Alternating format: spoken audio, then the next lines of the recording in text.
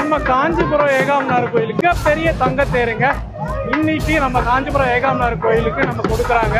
யாருன்னு பார்த்தீங்கன்னா சங்கர மடத்துல தான் கொடுக்குறாங்க.